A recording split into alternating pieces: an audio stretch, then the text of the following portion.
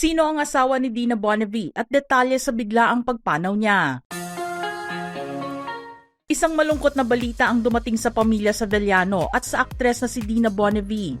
Ibinalita kasi noong gabi ng January 7, 2025 ng mga anak ni Agriculture Secretary at dating Ilocos Sur Governor D.V. Sevillano ang kanyang pagpanaw noon ding tanghali ng January 7 sa edad na 65.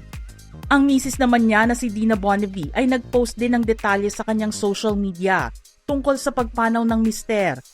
Sinabi rin niya nang makausap si Boy Abunda na ang naging sanhi ng pagpanaw nito ay abdominal aneurysm. Nabasa rin ang post ng anak niyang si Marisa Villano Ocampo sa IG na nag-iwan ng mensahe para sa kanyang pumanaw na ama. Kalakip nito ang letrato nilang dalawa habang nagsasayaw sa kanyang kasal noong October 2024. Keep smiling up there, Papa. You will always be in my heart. I miss you so much and love you endlessly. Let's dance again someday in heaven. Nagbahagi din siya ng letrato ng ama noong sabihin niya sa kanya na siya ay nagdadalang tao. Ang isa pa nitong anak na si Patch Sevillano Singson ay nagbahagi naman ng linya mula sa isang Ilocano song na ang ibig sabihin sa Tagalog ay, "Huwag mong sabihin na makakalimutan kita hanggang kamatayan." Ang mister naman niya na si Ilocos Sur Vice Governor Ryan Singson ay nagbahagi din ng pag-alala niya sa kanyang father-in-law. Inilahad nito ang pagiging loving father, grandfather, at family-oriented man whose warmth and dedication extended beyond his public service. Aniya sa huli, Papa DV, your memory will live on and may your soul find eternal peace. Nag-post na rin ang pamilya niya ng detalye sa kanyang burol. Mababasa sa art card ang imbitasyon nila sa pagbibigay pugay sa buhay at pag-alala sa legacy ni Yusek D.V. Sevillano. We invite you to honor the life and legacy of Deogracias Victor D.V. Sevillano and bring comfort to our family as we remember him with love and gratitude. Ang schedule ng public viewing ay magaganap sa January 8 to 11, 2025 mula 10 a.m. onwards sa Eternitas Chapels and Columbarium, Chapel of Hera, 7th floor, Block 44, Lot 5 and 6, Commonwealth, Quezon City.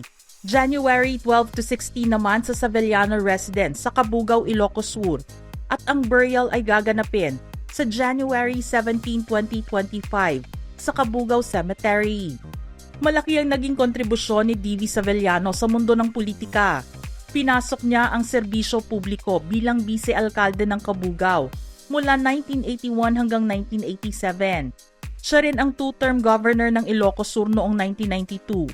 Gayon din mula 2001 hanggang 2004 at muli mula 2007 hanggang 2010. Nagsilbi rin siyang vice-gobernador ng parehong lalawigan mula 1988 hanggang 1992 at muli mula 2010 hanggang 2016.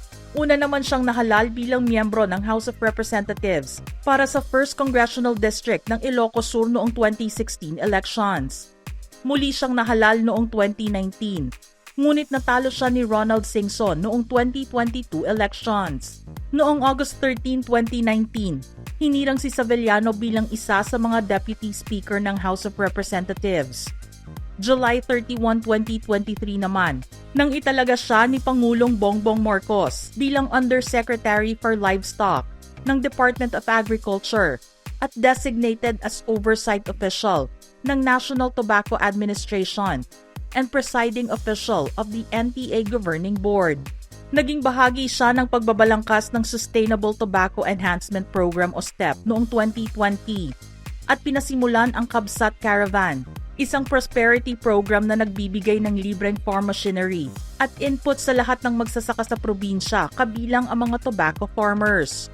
Bilang agriculture USEC, hindi natinag ang pangako ni DV sa pagsusulong ng livestock industry at gumawa ng malaking epekto sa agrikultura. Ang kanyang pamumuno ay naging instrumento rin sa driving initiatives na nagpapahusay sa productivity, sustainability, and food security in agriculture.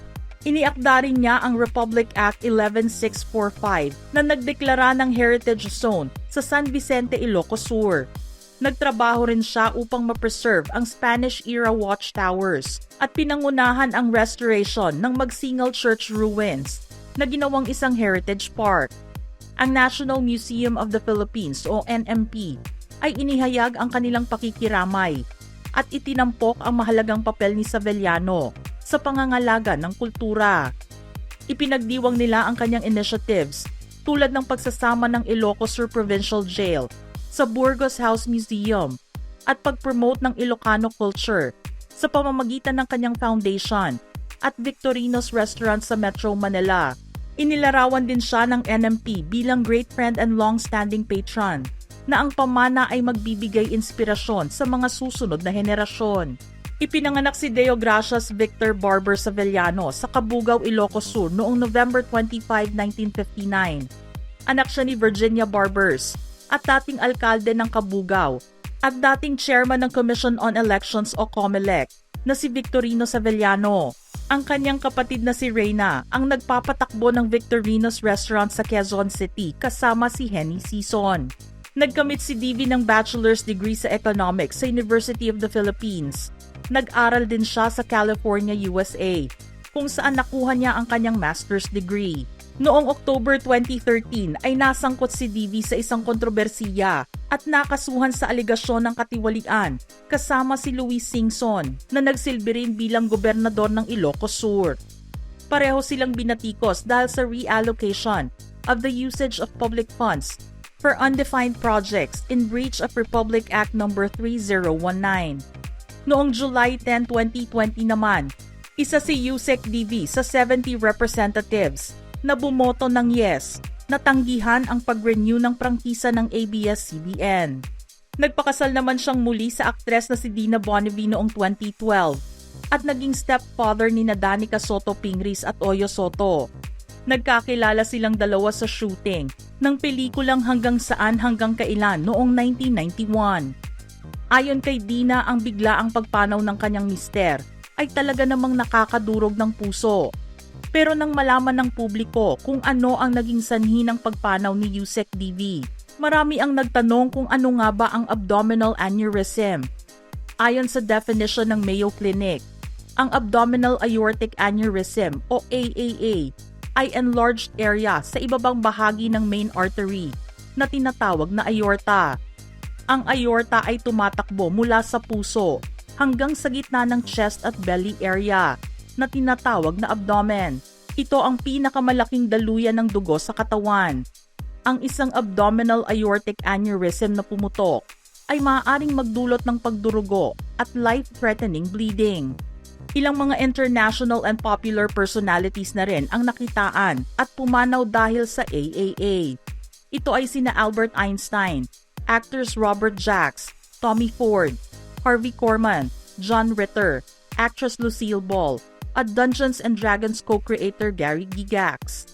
Ang abdominal aortic aneurysm ay madalas na lumalaki ng dahan-dahan nang walang kapansin-pansing mga sintomas. Mahirap din itong matukoy. Ang iba ay hindi pumuputok. Ang iba ay lumalaki sa paglipas ng panahon. At kung minsan ay mabilis din itong lumaki. Kung mayroong lumalaking abdominal aortic aneurysm, maaaring mapansin ang deep, constant pain in the belly area or side of the belly, back pain, at pulse near the belly button. Ang mga sanhi ng AAA ay hardening of the arteries, high blood pressure, blood vessel diseases, infection in the aorta, at trauma. Ilan din sa mga risk factors nito ay tobacco usage, age, gender, at family history. Mula po sa amin sa Showbiz Philippines, nakikiramay po kami sa mga naiwan at naulila ni Agriculture Undersecretary DV Savellano.